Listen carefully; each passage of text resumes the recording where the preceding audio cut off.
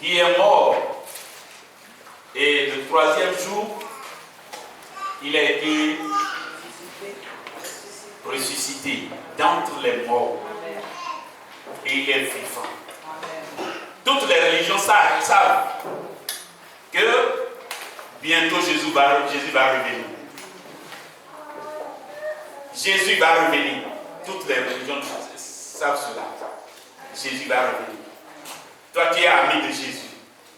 Ceux qui ne sont pas amis de Jésus, c'est eux qui vont perdre beaucoup. Mais nous sommes les amis de Jésus. Alléluia. Donc j'ai entamé la fois passée une prédication que je n'ai pas terminée. Le thème, le jour-là, c'est croire à la justification. En tant que chrétien, nous devons croire à la justification. Tu es justifié. Dis, je suis justifié. Je suis justifié. Je suis pardonné. Je suis pardonné. Je suis lavé. Je suis lavé. Purifié. Purifié. Avec le sang de Jésus. Avec le sang de Jésus. Alléluia. Oui, suivez-moi. Ne s'amusez pas avec vos enfants. Suivez ce qui est important pour votre vie. Romains 4, verset 25. Romains 4, verset 25. Romains 4, 25. Qui dit: lequel a été livré pour nos offenses et est ressuscité pour notre justification. Lequel a été livré pour nos offenses et ressuscité pour notre justification. Quelle œuvre merveilleuse. Jésus a été livré. Jésus a été crucifié. Jésus a subi tout à cause de nos offenses. Nous tous ici, nous avons péché contre Dieu, d'une manière et d'une autre. Nous avons péché contre le grand roi. À cause de nos péchés, Dieu a regardé qu'est-ce qu'il faut faire. Je vais les laisser aller en enfer? Non. À cause de eux, je vais livrer mon fils Jésus, l'unique que j'ai. Je vais le livrer. Je vais le tuer pour les pécheurs, pour que leurs péchés soient pardonnés. Jésus est mort à cause de quel péché? Et à cause de mes péchés.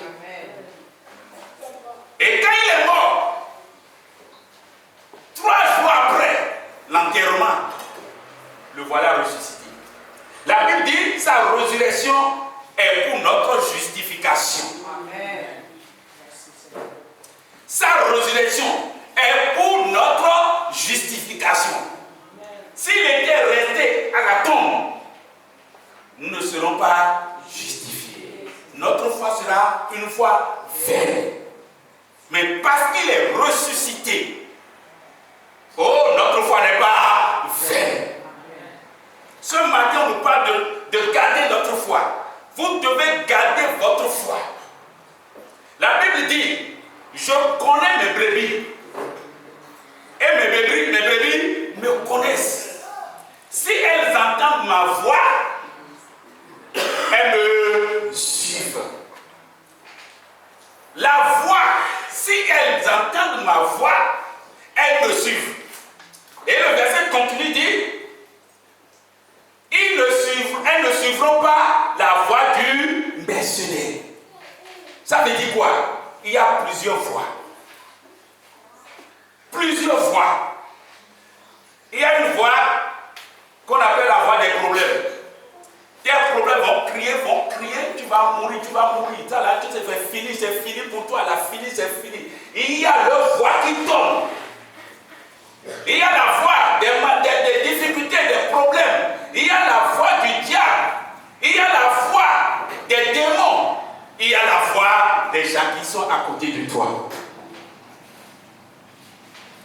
plusieurs voix. Il y a ta propre voix aussi. Plusieurs voix sont en train de... Dans ce monde, la voix qui passe, ce qui se passe dans ce monde, les téléphones passent par là, la voix, partout. Le monde est rempli de voix. Mais il y a une voix. Il y a une voix. La voix de Jésus. Si tu entends cette voix, si tu as la grâce d'entendre cette voix, ta vie ne sera plus la même. La voix ce matin, c'est la parole de Dieu qui nous dit. La voix ce matin. La voix nous dit, Jésus est ressuscité pour notre justification. La voix du Seigneur te parle. Il est ressuscité pour notre justification. Livré pour nos péchés. Ressuscité pour notre justification. Lisez-moi Isaïe 53, verset 5.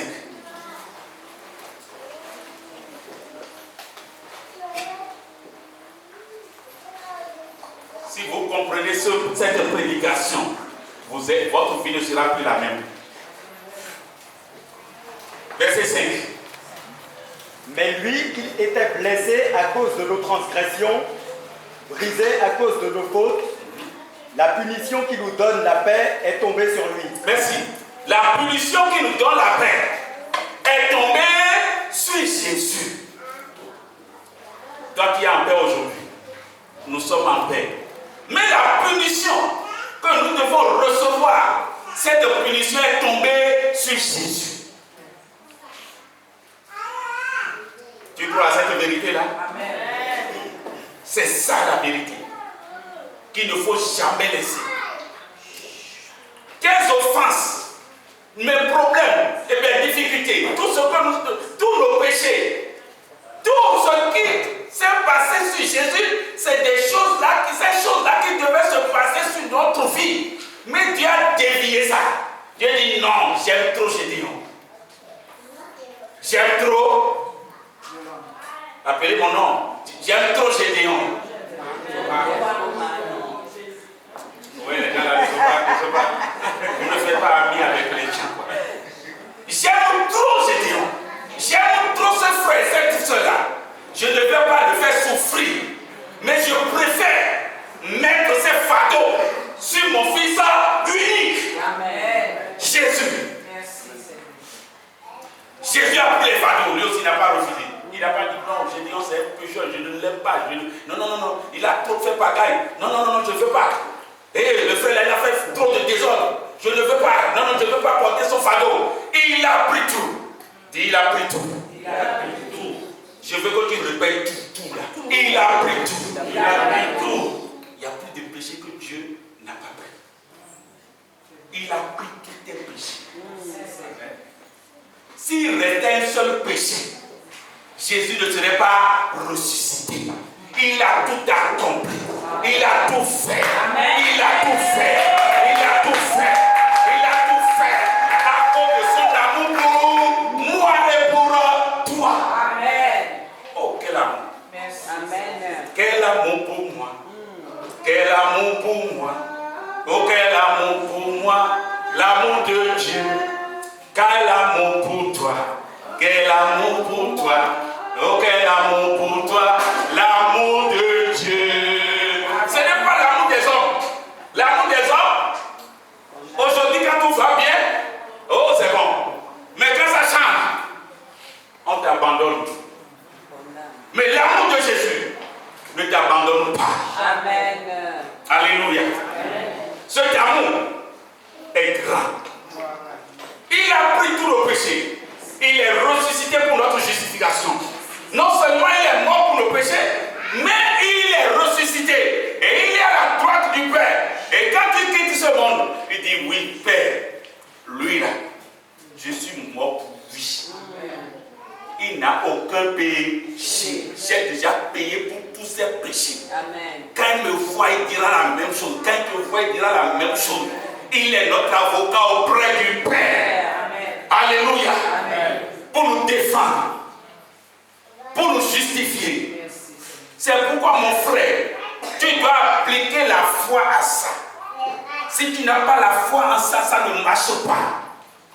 Si tu ne sais pas que Dieu t'a pardonné, ça ne marche pas.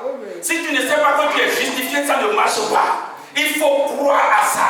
Il faut recevoir cette parole. Amen. Alléluia. Amen. Oh, que le Seigneur te bénisse. J'insiste beaucoup sur ça. C'est la base de la foi, la vie chrétienne. Celui qui n'a pas cette foi-là, en cette promesse-là, laissez-moi vous dire, il a tout perdu. Il a tout perdu. Alléluia. Ce que Dieu a dit, c'est la vérité. Il s'est senti obligé d'envoyer Jésus mourir à cause de nos péchés. Il s'est senti obligé de le ressusciter dans les morts à cause de toi et à cause de moi. Personne ne peut le faire. Plus de culpabilité pour toi. Tout fardeau, tout ressentiment, toute haine, tout jugement, toute critique, a dit, toutes ces choses ont disparu. Tu as enlevé tout ça là. Il a tout enlevé. Il a commencé à annoncer cette vérité à ses étudiants, aux disciples. Je vais mourir. Ma mort c'est pour votre bien. Il faut que je m'en aille. Les disciples ont dit non, il ne faut pas partir, tu ne dois pas mourir. Il dit il faut que je m'en aille. Je dois aller. Et quand je serai allé, je vais vous envoyer l'Esprit Saint. Et c'est lui qui vous guidera dans la vérité. Amen. Oh, tu as l'Esprit de Dieu dans ta vie. L'Esprit de Dieu est en toi. Amen. Alléluia. Amen. Alors l'Église doit prendre conscience et savoir qu'une œuvre importante lui a été confiée. Alléluia. La justice a commencé par la foi. Par la foi, tu es justifié. Si tu n'as pas la foi, c'est fini. Et aujourd'hui, on nous a parlé dans l'école de dimanche que certains juifs ont été rejetés, enlevés, coupés de l'arbre mère. Et on a placé les paniers, les branches sauvages ont été hantés. D'autres ont été enlevés à cause de leur incrédulité. Le chrétien qui n'a pas la foi en l'œuvre que Dieu a accomplie pour lui, il sera aussi hanté.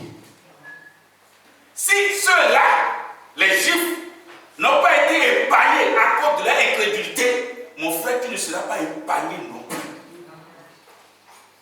Si tu n'appliques pas la foi à ce qu'on te dit là, tu ne seras pas épargné. Tu dois avoir la foi sur ça. Tu dois croire à l'œuvre que tu as fait. C'est important. Très très important. Pour que tu puisses être justifié.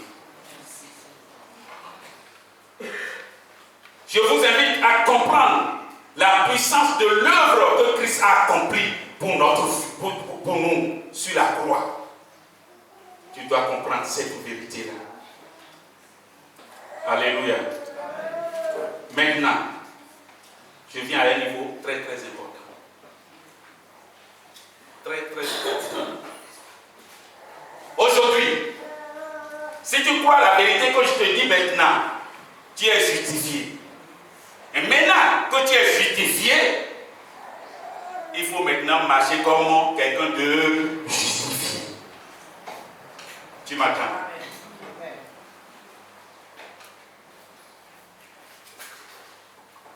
On ne peut pas être justifié et continuer encore dans le péché. C'est comme un cochon qu'on a lavé, bien propre, parfumé, et on lui a porté cravate, chaussures, et il y a une boue à côté, et on est en train de sortir avec ce cochon là cravaté comme on sort avec les chiens ici là. Qu'est-ce que le cochon va faire quand il voit la boue? il ira directement dans la boue. Avec ta cravate, tes chaussures, la veste que tu lui as fait porter, et il ira directement là-bas. Parce que quoi? Ici, là, sa nature, là, c'est là-bas. Mon frère, ta nature n'est pas dans le péché. Ta nature, c'est la sainteté. Amen. Tu es justifié. Amen. Tu es justifié. Amen. On ne doit plus continuer avec le péché. Que le Seigneur nous aide. Amen. Alléluia. Amen, amen, amen. On ne doit pas se soumettre comme le peuple de Dieu dans l'incrédulité, dans le péché. As-tu été justifié? Si nous vivons le christianisme avec le péché, c'est grave pour nous. Il n'aura jamais la paix, jamais l'assurance, jamais la confiance, jamais la joie. Si nous continuons de pécher, toutes ces choses ne seront pas avec nous. Lisons 1 Timothée 6. 1 Timothée 6, à partir du verset 2.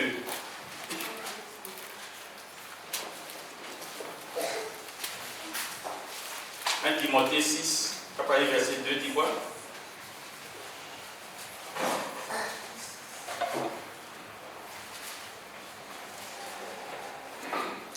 Quant à ceux qui ont des maîtres croyants, ils ne doivent pas les mépriser sous prétexte qu'ils sont des frères, mais les servir d'autant mieux que ce sont des croyants et des bien-aimés qui bénéficient de leur service.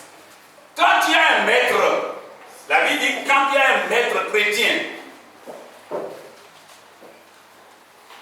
il faut se soumettre à ce maître-là. Reprenez le verset. Quant à ceux qui ont des maîtres croyants,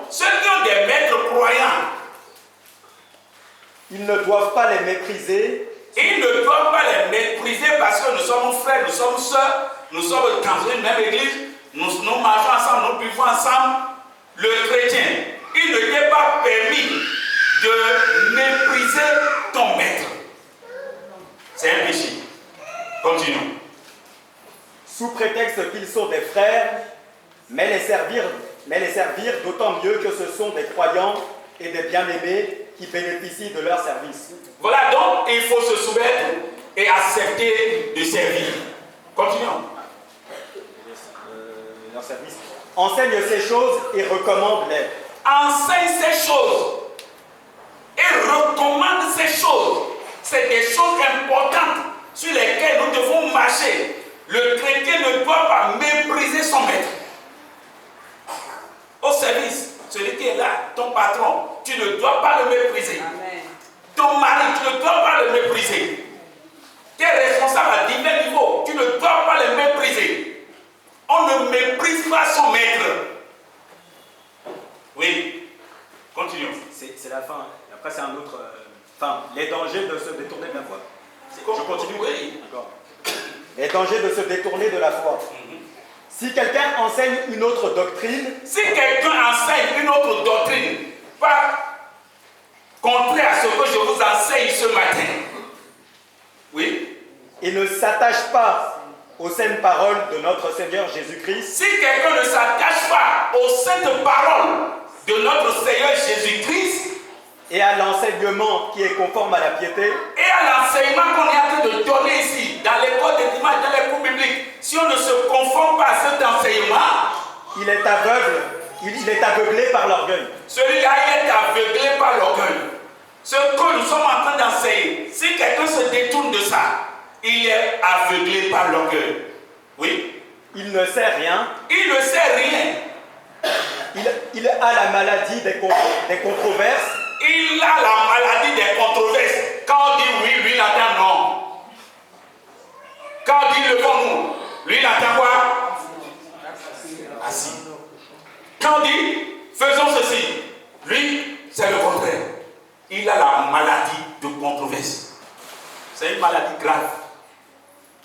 Il a la maladie des controverses, oui, et des querelles de mots. Et des querelles de mots. Discuter sur les choses, discuter. On ne discute pas sur la parole de Dieu. Le chrétien ne discute pas, on accepte. Vous êtes justifié? Amen. Vous êtes justifié? Amen. On accepte ça. Amen. Alléluia. Non, est-ce que c'est vrai? Est-ce que c'est vrai? Est-ce que cette simple foi comme ça, quelqu'un pourrait être sauvé? Tu as des problèmes. Continuons. C'est de là que naissent les jalousies, oui. Les disputes, les calomnies. Vous voyez, quand il y a dans l'église, quand il y a dans ta vie, les disputes, les calomnies, les critiques, les calomnies, tu quittes déjà ta justification. Celui qui est justifié se sépare de ces choses. Oui. Les jalousies, les disputes, les calomnies, les mauvais soupçons. Les mauvais soupçons. D'autres soupçonnent tellement, tel que j'ai vu mon mari maintenant, c'est tellement. Tel que j'ai vu ma femme avec tel que c'est tellement. D'autres, des mauvais soupçons. Des mauvaises pensées sur les autres. Les mauvaises pensées sur les autres. C'est un péché grave. Celui qui est justifié ne doit pas se laisser conduire par ces péchés. Oui. Les discussions violentes. Les discussions violentes. Entre des hommes à l'intelligence corrompue. Entre les hommes à l'intelligence corrompue. Quand ton intelligence est corrompue, quand l'intelligence de quelqu'un est corrompue, c'est comme ça que la personne agit dans l'église, agit dans sa vie. Oui. Privés de la vérité. Et ils sont privés de la vérité. Ils n'ont pas la vérité. La Bible dit, vous connaîtrez la vérité et la vérité vous affranchira. Est-ce que tu connais la vérité? Celui qui connaît réellement la vérité ne doit plus continuer dans les péchés. Jamais. Il doit fuir ça. Et il ne doit pas être dans la joie dans le péché. Certains sont contents dans le péché. Sont fiers dans le péché. Et un justifié ne doit pas se comporter de la sorte. Tu dois pleurer, chercher la grâce de Dieu pour te sauver. Oui. Qui croit que la piété est une source de profit. Éloigne-toi de telles personnes. Les gens comme ça, éloigne-toi d'eux. Il veut te détruire. Il veut te corrompre. Éloigne-toi des gens corrompus. Éloigne-toi des gens bizarres. Le chrétien, tu dois faire attention. Ce que Christ a fait dans ta vie là, aucune amitié ne doit la détruire. Aucune amitié ne doit détruire cette chose-là que Dieu a fait dans sa vie, dans ta vie. Il ne faut pas te laisser au nom de l'amour. Il ne faut pas te laisser au nom de quelque chose pour détruire l'œuvre que Christ a accomplie dans ta vie. C'est pourquoi la Bible dit, éloigne-toi de telles personnes. Quand vous voyez des gens font de désordre, éloignez-vous d'eux. Oui. La piété est pourtant une grande source de profit quand on se contente de ce que l'on a. Oui. Ce que tu as, la Bible là que tu as, l'école de dimanche que tu as, l'église là que tu as, sois content. Il y a celui qui a besoin de sois content. Dieu t'a donné quelque chose d'important. Sois content. Sois content. Là où Dieu t'a appelé là, c'est une église vraiment assise sur la parole. Sois fier. Pourquoi tu regardes à gauche, à droite et tu cherches quelle vérité encore? Il y a la vérité ici. Sois content.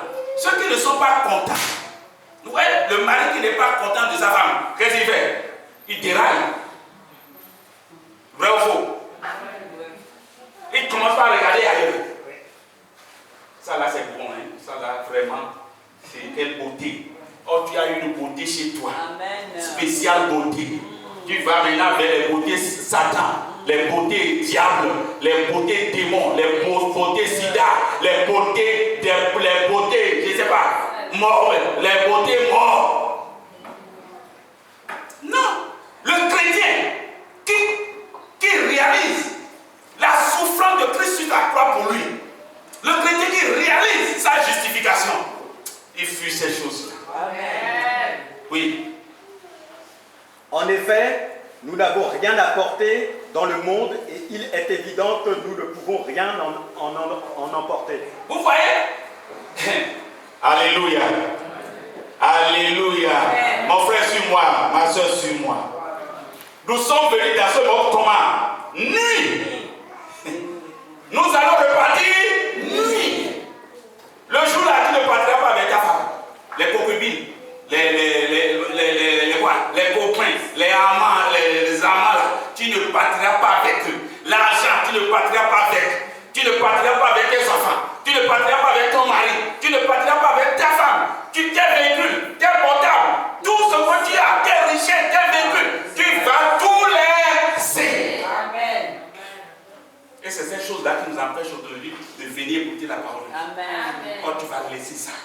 Dis à celui qui a côté de là, tu vas laisser ça un jour. Si ça là devient ton Dieu, c'est grave pour toi. Alléluia. Alléluia. Un jour, les Juifs ont dit à Jésus, vraiment, là-bas, là, est-ce qu'il y aura on va prendre encore de femmes? Jésus dit non, là-bas, là, il n'y a plus affaire de femmes. C'est ici. C'est pourquoi il faut aimer ta femme au maximum. Hein? Fais tout ce qui est nécessaire maintenant. Parce que là-bas, pas de femme, pas de mari. Si tu vas faire des câlins aujourd'hui, fais-les au maximum. Fais le matin, fais le soir, fais le tout. Fais tous les jours. Si tu veux faire quelque chose là, fais-le maintenant. Avec elle, avec lui. Là-bas. Il n'y a pas. Il n'y a pas ça. C'est maintenant. Alléluia. Amen. Où est ta femme? Où est ta femme? Ta femme est ici, lève ta main. Les gens n'ont pas de femme. Il y a une seule main. Ok. Tu n'es pas à côté de ta femme. Ceux qui sont à côté de leur femme, faites quelque chose. Merci beaucoup. Que Dieu te bénisse. Amen. Mon frère, c'est maintenant qu'il faut faire. Continuons le test. Si donc nous avons de la nourriture et des vêtements, si nous avons de la nourriture et de vêtements, cela nous suffira. Cela suffit ou ça suffit. Amen. Continuons. Quant à ceux qui veulent s'enrichir, ils tombent dans la tentation. Ils vont tomber dans les tentations. Dans un piège et dans une foule. Dans des pièges. Et une foule de désirs stupides et nuisibles. Et dans des désirs stupides et bizarres. Ils désirent tout. Ils désirent toutes les femmes. Ils désirent tous les hommes. Tout. Ils désirent tout. Désirs bizarres. Dangereux. Vous savez, quand vous avez quelque chose que vous n'appréciez pas la chose, vous pensez que les autres ils vont apprécier ça pour vous. Vous laissez d'apprécier votre mari et vous appréciez le mari d'autrui. Vous laissez d'apprécier votre femme. Et quand vous voyez les femmes comme ça, là, hey, vraiment quelle beauté, quelle beauté. Et ta femme, elle n'a pas de beauté. C'est un péché criminel, destructeur, d'avoir des désirs vraiment bizarres. D'autres sont ici, mais ils ne sont pas contents de leur église. Ils ont des désirs bizarres. D'autres sont ici, ne sont pas contents de leurs parents. Ils préfèrent louer les parents d'autrui. Commence par apprécier ce que tu as. Amen. Ça a du valeur. Ce que tu as, commence par l'apprécier. Amen. Alléluia. Alléluia. Amen. Apprécie ton mari. C'est un très bon gars. Apprécie ta femme. Elle est une femme comme ça. Si toi tu ne vois pas, moi je te dis qu'elle est une femme comme ça. Une très bonne femme. Vous savez, quand vous avez une bonne chose et que vous commencez par dévaluer la chose, elle sera dévaluée devant vous. Mais quand vous commencez à l'apprécier, ça devient vraiment important. Alléluia. Que le Seigneur nous aide. Continuons un peu. Tu verras. Quant à ceux qui veulent s'enrichir, ils tombent dans la tentation, dans un piège et dans une foule de désirs stupides et nuisibles qui plongent les hommes dans la ruine et provoquent leur perte. Ça plonge les hommes, les désirs. Tu n'es pas content de ce que tu as. Et tu as des désirs bizarres. Ça va te plonger dans la ruine. corruption. Ça conduit dans la ruine et dans la destruction. Que le Seigneur nous aide. Que le Seigneur nous aide. Oui. L'amour de l'argent est en effet à la racine de tous les maux. L'amour de l'argent est la racine de tous les maux. Tout ce que nous souffrons aujourd'hui, c'est à cause de l'amour. L'amour de l'argent. N'aimez pas l'argent. N'aimez pas l'argent. Quand vous aimez l'argent vous dites la loi. Quand vous venez vers le Seigneur, l'argent vous dit non. Moi, il faut sacrifier les petits jetons là, les centimes. Il faut donner les centimes. Moi, il ne faut pas me donner. L'argent te fait la loi. Tu deviens esclave de l'argent. Beaucoup sont devenus esclaves de l'argent. C'est l'argent ou rien. L'argent ou rien. On nous a raconté une histoire un jour. Tout le monde était à l'église.